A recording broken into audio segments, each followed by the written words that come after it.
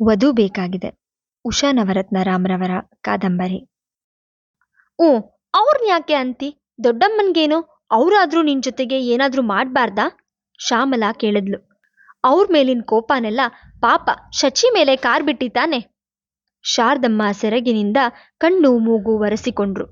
ಹೋಗೆ ಕರಿ ಅವಳನ್ನ, ಕಾಫಿ ತಿಂಡಿ ತಗೊಂಡೋಗ್ಲಿ. ನಾನ್ ಕರಿಯಲ್ಲಮ್ಮ, ನೀನೇ ಕರಿ ಹೋಗು. ಶ್ಯಾಮಲಾ ಜಾರಿಕೊಂಡ್ಳು. ಶಾರದಮ್ಮ ಹೊರಗೆ ಬಂದು ಶ್ರೀರಾಮ್ ಜೊತೆ ನಿಂತಿದ್ದ ಶಚಿಯನ್ನ ಕರೆದ್ರು. ಬಾರೆ ಶಚಿ, ಕಾಫಿ ತಿಂಡಿ ತಗೊಂಡು ಹೋಗು. ಶಚಿ ಅದನ್ನು ಕಿವಿಗೆ ಹಾಕಿಕೊಳ್ಳದೆ ಹಾಗೇ ನಿಂತಿದ್ದಳು. ಅವಳಿಗೆ ತಮ್ಮ ಮೇಲೆ ಕೋಪ ಬಂದಿದೆ ಎಂದು ತಿಳಿಯಿತು. ಲೋ ಶ್ರೀರಾಮ್, ಅವಳನ್ನ ಕಳ್ಸಪ್ಪ.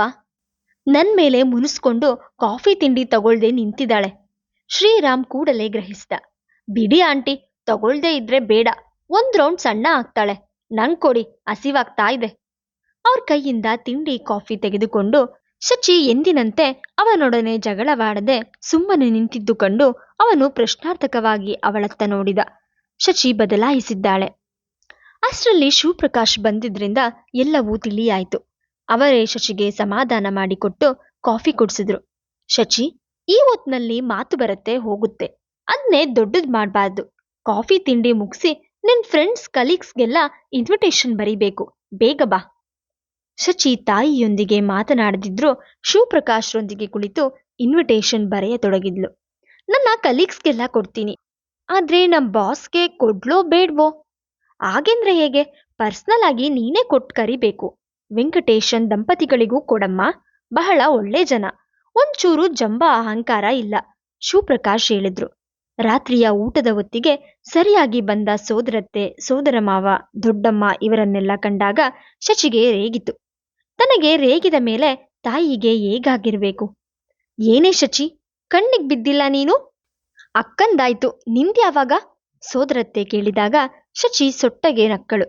ತನ್ನಿಗಿಂತ ಹಿರಿಯಳಾದ ಅವರ ಮಗಳು ಶಾಲಿನಿ ಇರ್ಲಿಲ್ವೇ? ಶಾಲಿನಿಗೆ ಮುಂಚೆ ಮಾಡಿ, ಆಮೇಲೆ ನಾನ್ ಮಾಡ್ಕೋತೀನಿ. ಲೈನ್ ಕ್ಲಿಯರ್ ಆಗ್ಬೇಡ್ವೆ ಅತ್ತೆ? ಕೊಂಚ ಉಬ್ಬು ಹಲ್ಲಿನ, ಸ್ಥೂಲಕಾಯದ, ಹೆಚ್ಚು ಓದದ ತಮ್ಮ ಮಗಳನ್ನು ಶಚಿ ಹಾಸ್ಯ ಮಾಡುತ್ತಿರುವಳೆಂದು ಅವರಿಗೆ ತಿಳಿಯಿತು. ಹೆಚ್ಚಿಗೆ ಮಾತು ಬೆಳೆಸಲಿಲ್ಲ. ಶಚಿಯ ಬಾಯಿಯ ಕೊಂಚ ದುಡುಕು. ಅವರೆಲ್ಲರೆದುರಿಗೆ ಹೇಳಿಯೇ ಬಿಟ್ಲು. ನೀವೆಲ್ಲ ಈಗ್ಲೇ ಊರಿಗೆ ಬಂದ್ಬಿಡ್ತೀರಿ ಅಂತ ಗೊತ್ತಿರ್ಲಿಲ್ಲ. ಮದ್ವೆ ಹಿಂದಿನ ದಿನ ಬರ್ತೀರಿ ಅಂತ ಅಂದ್ಕೊಂಡಿದ್ವಿ. ಇಲ್ದಿದ್ರೆ ಜಾನಕಮ್ಮನ್ನ ನಿನ್ನೆಯಿಂದಲೇ ಕೆಲ್ಸಕ್ಕೆ ಗೊತ್ತು ಮಾಡ್ಕೋತಾ ಇದ್ವಿ. ನಾಳೆನೆ ಜಾನಕಮ್ಮಂಗೆ ಬಾ ಅಂತ ಹೇಳ್ಬೇಕು. ಅಮ್ಮಂಗೆ ಕೈಲಾಗೋಲ್ಲ ಒಬ್ಳೆ ಎಲ್ಲ ಮಾಡೋಕೆ. ನಂಗೆ ಲೀವ್ ಇಲ್ಲ. ಕೆಲ್ಸಕ್ಕೆ ಹೋಗ್ತಿದ್ಯಾ? ಎಲ್ಲಿ? ಎಷ್ಟು ಸಂಬಳ? ಅವರೆಲ್ಲ ಕೇಳಿದಾಗ ತನ್ನ ಕೆಲಸ ಸಂಬಳ ಎಲ್ಲ ತಿಳಿಸಿದ್ಲು. ಏನೇ ಶಾರದಾ, ಮಗ್ಳ ಕೈಲಿ ದುಡ್ಸ್ಕೋತೀಯೇನೆ? ಹಾಗಾದ್ರೆ ಸದ್ಯಕ್ಕೆ ಶಚಿಗೆ ಮದ್ವೆ ಇಲ್ಲ. ಸುಂದ್ರಮ್ಮ ಹೇಳಿದಾಗ ತಾಯಿಗಿಂತ ಮುಂಚೆ ಶಚಿ ಉತ್ತರಿಸಿದ್ಲು. ಸುಮ್ನೆ ಓದ್ದೆ ಬರಿದೆ ತಂದೆ ತಾಯಿ ಹಾಕೋ ಅನ್ನ ತಿಂದ್ಕೊಂಡು ಬಿದ್ದಿರೋಕ್ಕಿಂತ ಇದೇ ವಾಸಿ. ಆಮೇಲೆ ಸುಂದ್ರಮ್ಮ ಉಸಿರೆತ್ತಲಿಲ್ಲ. ಶ್ಯಾಮಲನಿಗೆ ಒಳಗೊಳಗೆ ನಗು. ಶಾರದಮ್ಮನಿಗೆ ತಾವು ಎಂದೋ ಅತ್ತಿಗೆಗೆ ಹೇಳಬೇಕಾದದ್ದನ್ನು ಮಗಳು ಹೇಳಿಬಿಟ್ಲಲ್ಲ ಎಂಬ ಸಂತಸ. ಅಲ್ಲದೆ ಆಗ್ಲೇ ಮಾರನೆಯ ದಿನದಿಂದ ಕೆಲಸಕ್ಕೆ ಬರುವಂತೆ ಜಾನಕಮ್ಮನಿಗೆ ಹೇಳಿ ಬಂದಿದ್ರಿಂದ ಅವರಿಗೂ ಮನಸ್ಸು ನೆಮ್ಮದಿಯಾಗಿತ್ತು. ಎಲ್ಲರೂ ಉಂಡು ಮಲಗಲು ಹೊರಟು ಹೋದ್ಮೇಲೆ ಹಾಸಿಗೆ ಹಾಸಿಕೊಳ್ಳುತ್ತಿದ್ದ ಶಚಿಯ ಬಳಿ ಬಂದು ತಲೆ ಸವರಿದ್ರು.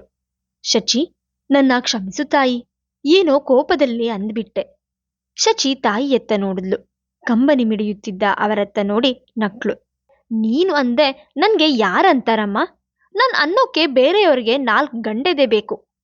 ಶಾರದಮ್ಮನ ಮನಸ್ಸು ಹೂವಾಯ್ತು.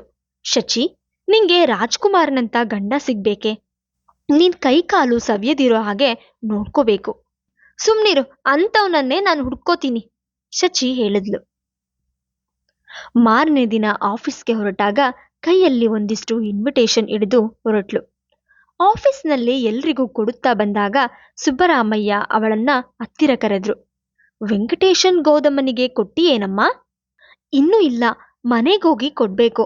ಆಫೀಸ್ ಮುಗಿಸಿಕೊಂಡು ಹೋಗ್ತಾ ಕೊಟ್ರಾಯ್ತು ಅಂತ ಅಂದ್ಕೊಂಡಿದ್ದೀನಿ, ಶಚಿ ಹೇಳಿದಾಗ ಅವರು ಎಚ್ಚರಿಸಿದ್ರು.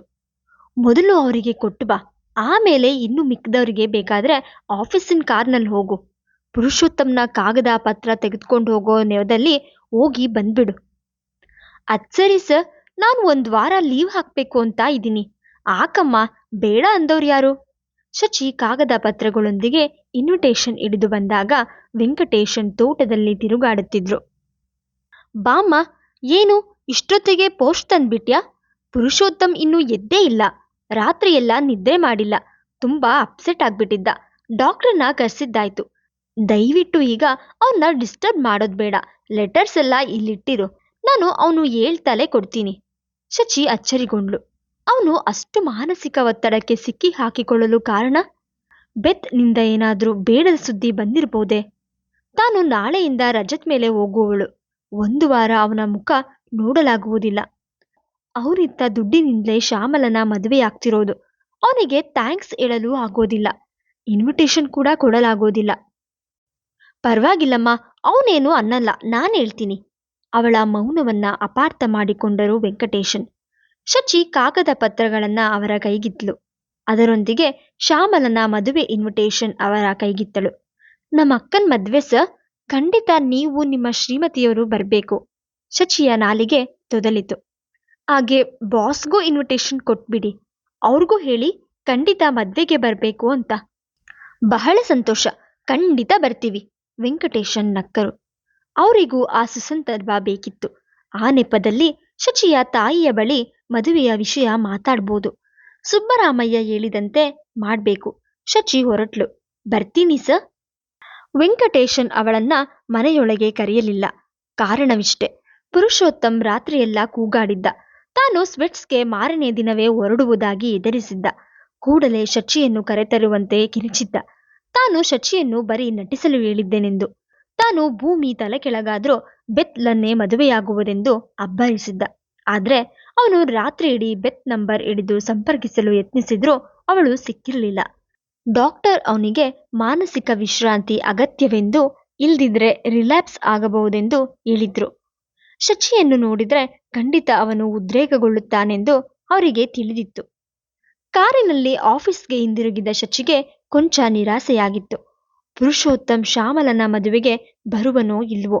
ಏಕೆಂದ್ರೆ ತಾನೇ ಅವನ ಕೈಗೆ ಕೊಟ್ಟಿದ್ರೆ ಅವನು ಬರಲಾಗದೆ ಇರಲಾಗುತ್ತಿರಲಿಲ್ಲ.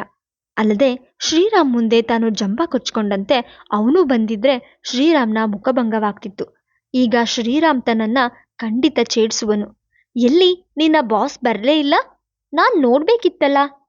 ತಾಯಿ ಶಿವಪ್ರಕಾಶ್ರ ಮುಂದೆ ಪುರುಷೋತ್ತಮ್ನನ್ನು ತೋರಿಸಿ ಮೆರೆಯಬಹುದಿತ್ತು. ಆಫೀಸ್ನಲ್ಲಿ ಅವಳ ಮೌನವನ್ನು ಕಂಡು ಎಲ್ಲರೂ ಅವಳಿಗೆ ಮದುವೆಯ ಓಡಾಟದ ಆಯಾಸವೆಂದುಕೊಂಡ್ರು. ಶ್ಯಾಮಲನ ಮದುವೆಯಲ್ಲಿ ಎಲ್ಲರೂ ಸಡಗರದಿಂದ ಓಡಾಡುತ್ತಿದ್ರು. ಶಚಿ ಮುಖ ಸಪ್ಪಗೆ ಮಾಡಿಕೊಂಡು ಒಂದೆಡೆ ಕುಳಿತಿದ್ದನ್ನು ಕಂಡು ಶ್ರೀರಾಮ್ ರೇಗಿಸಿದ್ದ. ಯಾಕೆ, ಶ್ಯಾಮಲ ಮಾತ್ರ ಮದ್ವೆ ಮಾಡ್ಕೋತಾ ಇದ್ದಾಳೆ, ನಂಗಿಲ್ಲ ಅಂತ ಬೇಜಾರ? ನೀನು ಹೂ ಅನ್ನು, ನಾನು ಈಗ್ಲೇ ಇಲ್ಲೇ ನಿನ್ನ ಮದ್ವೆ ಮಾಡ್ಕೊಂಡ್ಬಿಡ್ತೀನಿ. ತೋ ಹೋಗೋ, ನಿನ್ನ ಯಾರಾದ್ರೂ ಮಾಡ್ಕೋತಾರಾ? ಶಚಿ ಅವನನ್ನ ಅತ್ತ ಕಳಿಸಿದ್ರೂ ಮನಸ್ಸೇಕೋ ಪ್ರಸನ್ನವಾಗಿರಲಿಲ್ಲ. 1 ವಾರ ರಜಾ ಹಾಕಿದ್ರೂ ಮನಸ್ಸಿಗೆ ಹಿತವೆನಿಸಿರಲಿಲ್ಲ. ಮದುವೆ ಮನೆ ತುಂಬ ಜನ ಇದ್ರೂ ತಾನು ಏಕಾಂಗಿ ಎನಿಸಿತ್ತು. ಲಗ್ನದ ಹೊತ್ತಿಗೆ ಕಲ್ಯಾಣ ಮಂಟಪದ ಬಾಗಿಲಲ್ಲೇ ಅಲಂಕರಿಸಿಕೊಂಡು ನಿಂತು ಕಾದು ಹತಾಶಳಾದ್ಲು. ಅವರ್ಯಾರೂ ಬಾರದಿದ್ದದ್ದು ಅವಳಿಗೆ ಕಣ್ಣಲ್ಲಿ ನೀರು ಬರುವ ಹಾಗಾಗಿತ್ತು. ತಾನೇನೋ ರಜಾ ಹಾಕಿ ಇದ್ದು ಬಿಟ್ಟಾಯ್ತು. ಅಲ್ಲಿ ಪುರುಷೋತ್ತಮ್ಗೆ ಏನಾಗಿದೆಯೋ? ಬೆತ್ ಸಿಕ್ಕಿರ್ಬೋದೆ, ಅಥವಾ ಅವನೇ ಹೊರಟು ಬಿಟ್ಟಿರ್ಬೋದೆ? ಅವನು ಹೊರಟು ಹೋದ್ರೆ ತಾನೆಂದು ಮತ್ತೆ ಅವನನ್ನ ನೋಡಲಾಗಲಾರದು. ಅಲ್ಲೇ ನಿಂತ್ಕೊಂಡಿದ್ದಿ, ಒಳಗ್ ನಡಿ ಶಚಿ, ಲಾಜ ಹೋಮಕ್ಕೆ ಸಿದ್ಧ ಮಾಡ್ಕೋಬೇಕು. ತಾಯಿಯ ಕೂಗು ಕೇಳಿ ಎಚ್ಚೆತ್ತು ನಡೆದ್ಲು. ನಾಗೊಲಿಯ ಹೊತ್ತಿಗೆ ಪ್ರದೀಪ ಶ್ಯಾಮಲ ಒಟ್ಟಿಗೆ ನಗುತ್ತಾ ಮಾತಾಡುತ್ತಾ ಕುಳಿತದ್ದು ಕಂಡಾಗ ಅವಳಿಗೆ ಒಳಗೆ ಅಸಮಾಧಾನ ಕುದಿಯಿತು. ಅವರಿಬ್ರು ತನ್ನನ್ನ ಮರೆತು ಬಿಟ್ಟಂತಿದೆ. ತನ್ನಿಂದಲೇ ಅವಳ ಮದುವೆ ಆಗ್ತಿರೋದು, ಎಲ್ಲ ಪುರುಷೋತ್ತಮನಿಂದಲೇ ಆಗಿರೋದು. ಮದುವೆಯ ಊಟ ರುಚಿಸಿರ್ಲಿಲ್ಲ. ಆಫೀಸ್ನಿಂದಲೂ ಯಾರು ಬಂದಿರಲಿಲ್ಲ. ಏನೇ ಶಚಿ, ಆಫೀಸ್ನವ್ರಿಗೆ ಇನ್ವಿಟೇಷನ್ ಕೊಟ್ಟೇನೆ, ಅದ್ಯಾಕೆ ಒಬ್ರು ಬರಲೇ ಇಲ್ಲ? ತಾಯಿ ಕೇಳಿದಾಗ ಅವಳು ನಿರುತ್ತಳಾದಳು. ರಿಸೆಪ್ಷನ್ ಹೊತ್ತಿಗೆ ಶಚಿಯ ಉತ್ಸಾಹವೆಲ್ಲ ಭೂಮಿಗಿಳಿದು ಹೋಗಿತ್ತು. ಎಲ್ಲರ ಬಲವಂತಕ್ಕೆ ಕಡು ಕಿತ್ತಳೆ ಬಣ್ಣದ ಜರಿ ಚೌಕಳಿಯ ಸೀರೆಯುಟ್ಟು ತುರುಪು ಕಟ್ಟಿಕೊಂಡು ನಿಂತಿದ್ಲು. ಅವಳಿಗೆ ಇದ್ದಕ್ಕಿದ್ದಂತೆ ಬಂದ ಗಾಂಭೀರ್ಯ ಕಂಡು ಶ್ರೀರಾಮ್ ಅಚ್ಚರಿಯಾಗಿದ್ದ. ಅವಳ ಮುದ್ದು ಮುಖ ಆಗಾಗ ನೋಡುತ್ತಿದ್ದ. ಶಚಿ ಹೀಗೆ ಇರೋದಾದ್ರೆ ತಾನು ಅವಳನ್ನ ಒಪ್ಸಿ ಕೈ ಹಿಡಿಬೋದು. ಅವಳು ಮೊದಲಿನಂತಾದ್ರೆ ಏನು ಮಾಡಲಾರ.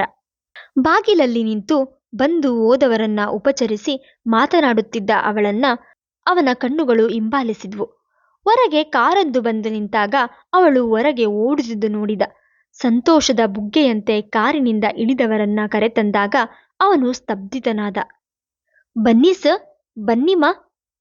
ಅಮ್ಮ, ಇವರೇಮ್ಮ, ನಾನು ಹೇಳ್ತಾ ಇರ್ಲಿಲ್ವಾ, ನಮ್ಮ ಬಾಸ್ನ ತಂದೆ ತಾಯಿ. ಇವರು ಸುಬ್ಬರಾಮಯ್ಯ, ಇವರು ಅವ್ರ ಪತ್ನಿ. ಶಚಿ ಅತ್ಯಂತ ಸಡಗರದಿಂದ ತಾಯಿಗೆ ಪರಿಚಯಿಸುತ್ತಿದ್ದಾಗ ಶ್ರೀರಾಮ್ ಅಲ್ಲಿಂದ ದೂರ ಸರಿದ.